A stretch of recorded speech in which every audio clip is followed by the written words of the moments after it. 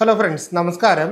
നമ്മൾ രാത്രിയിൽ ഒഴിവാക്കേണ്ട 5 തരം ആഹാരങ്ങളെ പറ്റിയിട്ടാണ് ഇന്ന് ഞാൻ നിങ്ങളോട് സംസാരിക്കുന്നത്. കാരണം നമ്മുടെ നാട്ടിൽ ഇന്ന് ഒട്ടനവധി രോഗങ്ങൾ ഉണ്ടാവുന്നതിൻ്റെയും പ്രധാനപ്പെട്ട ഒരു കാരണം എന്ന് പറഞ്ഞാൽ നമ്മുടെ ജീവിതശൈലിയിൽ ഉണ്ടാവുന്ന വ്യത്യാസങ്ങളും ആഹാര ക്രമീകരണത്തിൽ നമ്മൾ വരുത്തുന്ന മാറ്റങ്ങളും കൊണ്ടാണ്. പണ്ടത്തെ കാലത്തെ അപേക്ഷിച്ച് ഇന്നത്തെ നമ്മുടെ ആഹാര രീതി പൂർണ്ണമായിട്ടും മാറിയിട്ടുണ്ട് എന്ന് തന്നെ മനസ്സിലാക്കാം.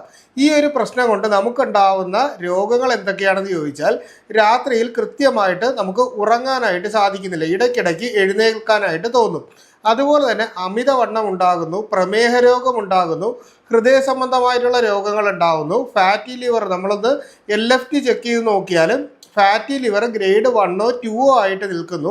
ഇതൊന്നും നമുക്ക് കൺട്രോൾ ചെയ്ത് മുന്നോട്ട് പോകാനായിട്ട് പറ്റുന്നില്ല. ചെറിയ ജോലികളൊക്കെ ചെയ്യുമ്പോൾ തന്നെ പെട്ടെന്ന് അമിതമായിട്ടുള്ള ക്ഷീണം ഉണ്ടാകുന്നു, നെഞ്ചിടിപ്പ് പോലെ തോന്നുന്നു, അസിഡിറ്റിയും പുളിച്ചു തകട്ടലും ദഹന സംബന്ധമായിട്ടുള്ള പ്രശ്നങ്ങൾ നമ്മളെ വിട്ടുപോകാതെ നിൽക്കുന്നു മുതലായിട്ടുള്ള ഒട്ടനവധി പ്രശ്നങ്ങൾ ഉണ്ടാകുന്നുണ്ട്. അപ്പോൾ ഇതിനുള്ള പരിഹാരത്തിലേക്ക് വരുമ്പോൾ നമ്മൾ ചില ആഹാരങ്ങൾ രാത്രിയിൽ ഉപയോഗിക്കരുത് എന്നുള്ളതാണ്. അതിൽ ഏറ്റവും പ്രധാനപ്പെട്ട ഒന്നെന്ന് പറയുന്നത് കൊഫീൻ കണ്ടൻ്റ് ആണ്. അതായത് നമ്മൾ രാത്രിയിൽ ഉറങ്ങുന്നതിന് മുൻപായിട്ട് ചായയോ കോഫിയോ അതുപോലെ തന്നെ ഈ കൊഫീൻ കണ്ടന്റ് അടങ്ങിയിട്ടുള്ള ശീതളപാനീയങ്ങൾ എന്തെങ്കിലും തന്നെ നമ്മൾ കഴിക്കുകയോ ചെയ്തു കഴിഞ്ഞാൽ നമ്മുടെ ഈ പറയുന്ന തലച്ചോറിലുള്ള ചില ഹോർമോൺസിനെ ഇത് സ്റ്റിമുലേറ്റ് ചെയ്യും. അപ്പോൾ രാത്രിയിൽ ഉറങ്ങുന്ന സമയത്ത് അമിതമായിട്ടുള്ള ചിന്ത, ഒരുപാട് രീതിയിലുള്ള ആൻസൈറ്റി മുതലായിട്ടുള്ള പ്രശ്നങ്ങൾ ഈ സമയത്ത് നമുക്കുണ്ടാകുകയും ബ്രെയിൻ കുറച്ചുകൂടി വർക്ക് ചെയ്യാനുള്ള ഒരു സാധ്യത ഉണ്ടാകുന്നത് കൊണ്ട് തന്നെ നമുക്ക് രാത്രിയിൽ ഉറക്കം കിട്ടത്തില്ല. ഇനി രണ്ടാമതായിട്ടുള്ളതെന്ന് പറഞ്ഞാൽ ഹെവി മീൽസ് ആണ്. അതായത് നമ്മൾ രാത്രിയിൽ കഴിക്കുന്ന അമിതമായിട്ടുള്ള ദഹിക്കാൻ പ്രയാസമുള്ള ആഹാരങ്ങൾ, അതായത് രാത്രിയിൽ കഴിക്കുന്ന പൊരിച്ച ഇറച്ചി, അതുപോലെ തന്നെ അൽഫാം, ഗ്രിൽഡ് ചിക്കൻ മുതലായിട്ടുള്ള ആഹാരങ്ങൾ, പിസ്സ, ബർഗർ മുതലായിട്ടുള്ള ദഹിക്കാൻ പ്രയാസമുള്ള ആഹാരങ്ങൾ കഴിച്ചാൽ രാത്രിയിൽ നമ്മുടെ ശരീരം കൂടുതലായിട്ടും ദഹനത്തിലേക്ക് കോൺസെൻട്രേറ്റ് ചെയ്യും. അതായത് രാത്രി ഉറങ്ങുമ്പോൾ ഹൃദയവും നമ്മുടെ വയറും കൂടുതലായിട്ട് ഈ പറയുന്ന കാര്യങ്ങളിലേക്ക് വരും.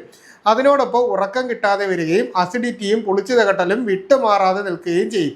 മൂന്നാമതായിട്ട് നമുക്ക് വരുന്ന ഒരു കാര്യം എന്ന് പറഞ്ഞു കഴിഞ്ഞാൽ, നമ്മൾ കഴിക്കുന്ന ആഹാരത്തിൽ അമിതമായിട്ടുള്ള എരിവ്, അതായത് സ്പൈസി ഫുഡുകൾ അമിതമായിട്ട് കഴിച്ചാൽ രാത്രിയിൽ നമുക്ക് അസിഡിറ്റിയും പുളിച്ചു തകട്ടലും ഉണ്ടാകാനും രാവിലെ എഴുന്നേറ്റാൽ പോലും നമുക്ക് ഹാർട്ട് ബേൺ, അതായത് നമുക്ക് നെഞ്ചെരിച്ചിൽ പോലുള്ള പ്രശ്നങ്ങൾ ഉണ്ടാകാനുമുള്ള സാധ്യത നമ്മുടെ ശരീരത്തിൻ്റെ അകത്ത് വർദ്ധിപ്പിക്കുന്നുണ്ട്. ഇനി അടുത്ത ഒരു തരത്തിലുള്ള ആഹാരം കൂടുതലായിട്ടും മിൽക്ക് പ്രോഡക്ട്സ്, അതായത് നമ്മൾ പാലിൻ്റെ മൂല്യവർദ്ധിത ഉൽപ്പന്നങ്ങളായിട്ടുള്ള ഐസ്ക്രീം പോലുള്ള കാര്യങ്ങളും മറ്റും നമ്മൾ കഴിക്കുകയാണ് എന്നുണ്ടെങ്കിൽ, ഒന്ന് LDL എന്ന് പറയുന്നത് നമ്മുടെ ശരീരത്തിൽ ക്രമാതീതമായിട്ട് ഉയരാനുള്ളൊരു സാധ്യതയും, അതുപോലെ ട്രൈഗ്ലിസറൈഡ് പെട്ടെന്ന് നമുക്ക് കൺട്രോൾ ചെയ്യാൻ പറ്റാത്ത ലെവലിലേക്ക് ഉയർന്നു പോവുകയും അമിതവണ്ണം പോലുള്ള പ്രശ്നങ്ങളും രാത്രിയിൽ ദഹന സംബന്ധമായിട്ടുള്ള പ്രശ്നങ്ങളും ഉണ്ടാകാനുള്ള സാധ്യത, അതായത് ഗ്യാസ് ഫോർമേഷൻ നമ്മുടെ ബോഡിയിൽ കൂടുതലായിട്ട് നടക്കും. ഇനി അടുത്ത ഒരു തരത്തിലുള്ള ആഹാരം എന്ന് പറഞ്ഞു കഴിഞ്ഞാൽ നമ്മൾ കഴിക്കുന്ന അമിതമായിട്ടുള്ള മധുരമാണ്.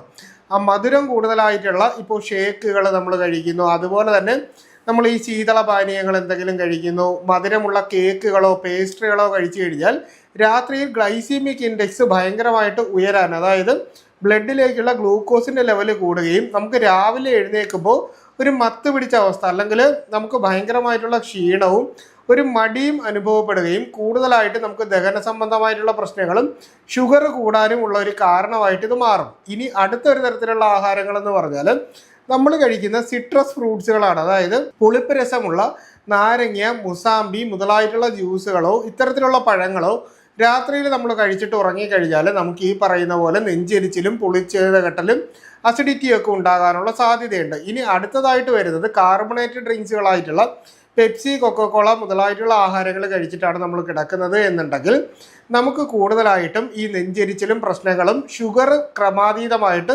ശരീരത്തിൽ കൂടാനുള്ള ഒരു സാധ്യതയും വർദ്ധിപ്പിക്കും. മദ്യപാനവും പുകവലിയും രാത്രി കാലങ്ങളുണ്ടെങ്കിൽ ഉറക്കം നമുക്ക് കിട്ടത്തില്ല, ഗ്യാസിൻ്റെ പ്രശ്നം, മലബന്ധം മുതലായിട്ടുള്ള ഒട്ടനവധി ഗുരുതരമായിട്ടുള്ള ആരോഗ്യ പ്രശ്നങ്ങൾ നമ്മുടെ ശരീരത്തിൻ്റെ അകത്തേക്ക് ഉണ്ടാകാൻ ഇത് കാരണമായിട്ട് വരാറുണ്ട്. അപ്പോൾ ഈ പറയുന്ന രീതിയിലുള്ള ആഹാരങ്ങൾ നമ്മൾ അവോയ്ഡ് ചെയ്യണം. എന്നാൽ അവോയ്ഡ് ചെയ്യുന്നതിൻ്റെ കൂട്ടത്തിൽ തന്നെ നമ്മൾ എന്തൊക്കെ കഴിക്കണം എന്നൊരു കാര്യം കൂടി ഉണ്ടല്ലോ. ഈ സമയത്ത് നമുക്ക് രാത്രിയിൽ കഴിക്കുമ്പോൾ പരമാവധി നമ്മളൊരു 7 മണി 7:30 മണിക്ക് തന്നെ ഫുഡ് കഴിക്കണം. അങ്ങനെ ഫുഡ് കഴിച്ചു കഴിഞ്ഞാൽ ഇത് ദഹിക്കാനുള്ള ഒരു സമയം നമ്മുടെ ബോഡിക്ക് കിട്ടുകയും 3 മണിക്കൂർ കഴിഞ്ഞ് നമ്മളൊരു 10 മണിക്ക് ഉറങ്ങിയാൽ നല്ല രീതിയിലുള്ള ഉറക്കം നമുക്ക് കിട്ടുകയും ചെയ്യും. അപ്പോൾ ഈ സമയത്ത് നമുക്ക് കഴിക്കാൻ പറ്റുന്ന ആഹാരങ്ങൾ ബനാന, അതായത് നമുക്ക് പഴങ്ങൾ, അതായത് നമുക്ക് ഏത്തപ്പഴം പോലുള്ള ആഹാരങ്ങൾ, ഫൈബർ കണ്ടൻറ്റ് കൂടുതലായിട്ടുള്ള ആഹാരങ്ങൾ, ആപ്പിൾ കഴിക്കുന്നത്, ബെറീസ് കഴിക്കുന്നത്, അവക്കാഡോ കഴിക്കുന്നത്. അപ്പോൾ ഈ പറയുന്ന രീതിയിലുള്ള ഫ്രൂട്ട്സ് ഐറ്റംസ്, പപ്പായ മുതലായിട്ടുള്ള ആഹാരങ്ങൾ നമുക്ക് രാത്രിയിൽ കഴിക്കാനായിട്ട് സാധിക്കും.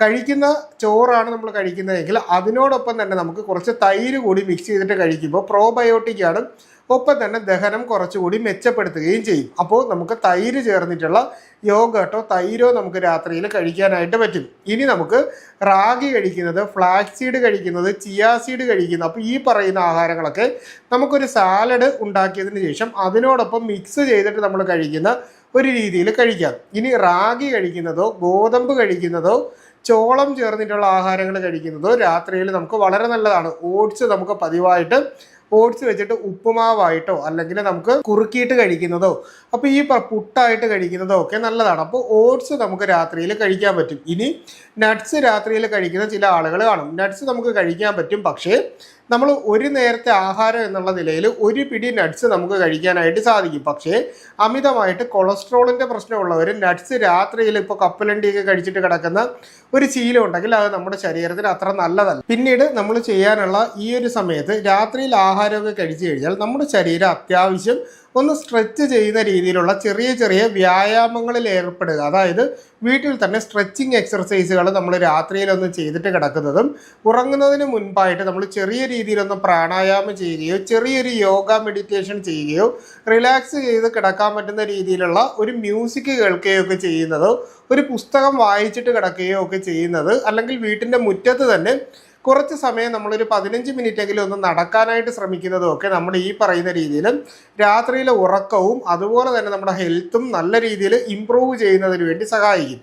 അപ്പോൾ ഇത്തരത്തിലുള്ള ആഹാരങ്ങൾ നമ്മുടെ ലൈഫ് സ്റ്റൈലിൻ്റെ ഭാഗമായിട്ട് കൊണ്ടുവന്ന് അത്യാവശ്യം ഒന്ന് വ്യായാമം കൂടി ചെയ്ത് കഴിഞ്ഞ് ഒരു ദിവസം നമ്മൾ മിനിമം 3 ലിറ്റർ, അതായത് 25 കിലോ ബോഡി വെയ്റ്റിനാണെങ്കിൽ നമ്മൾ ഏകദേശം 1 ലിറ്റർ വെള്ളം എന്നുള്ള നിലയിൽ വെള്ളം നമ്മൾ കൃത്യമായിട്ട് കുടിക്കുകയും വേണം. ഇനി ഈ രാത്രിയിൽ ചിലർ മദ്യപിച്ച് കിടക്കും. അപ്പോൾ ഈ സമയത്ത് ഉണ്ടാകുന്ന പ്രശ്നം എന്ന് പറഞ്ഞാൽ നമ്മുടെ ശരീരത്തിൽ നിർജ്ജലീകരണം എന്ന് പറയുന്ന ഒരവസ്ഥ ഉണ്ടാവും. അതായത് നമ്മുടെ ശരീരത്തിലെ വെള്ളത്തിൻ്റെ അംശം പെട്ടെന്ന് കുറയുകയും നമ്മുടെ ശരീരത്തിലുള്ള ഇൻഫ്ലമേഷൻ, അതായത് ചില സെല്ലുകൾക്കുണ്ടാവുന്ന ഡാമേജ് രാത്രിയിൽ വർദ്ധിപ്പിക്കുകയും പലപ്പോഴും നമുക്ക് ശരീരത്തിൽ നീർക്കെട്ടുകൾ പോലുള്ള പ്രശ്നങ്ങളും കണ്ണിലൊക്കെ ചുവപ്പ് പോലെ നമുക്കുണ്ടാവുകയൊക്കെ ചെയ്യുന്നത് ഈ പറയുന്ന ഇൻഫ്ലമേഷൻ്റെ ഒരു പ്രശ്നം കൊണ്ടാണ്. അപ്പോൾ ഇത്തരത്തിലുള്ള കാര്യങ്ങളും നല്ല രീതിയിലൊന്ന് ശ്രദ്ധിച്ചതിന് ശേഷം ഈ പറയുന്ന മാറ്റങ്ങൾ ജീവിതശൈലിയിൽ കൊണ്ടുവരിക, ഈ ആഹാരങ്ങൾ പൂർണ്ണമായിട്ടും ഒഴിവാക്കുകയും ചെയ്തു കഴിഞ്ഞാൽ നമ്മുടെ ഹെൽത്ത് നല്ല രീതിയിൽ മുന്നോട്ട് കൊണ്ടുപോകാനായിട്ട് സാധിക്കും എന്നുകൂടി പറയണം. അപ്പോൾ ഈ ഒരു വിഷയവുമായിട്ട് ബന്ധപ്പെട്ട് എന്തെങ്കിലും സംശയങ്ങൾ നിങ്ങൾക്കുണ്ടെങ്കിൽ തീർച്ചയായിട്ടും അത് കമൻ്റായിട്ടോ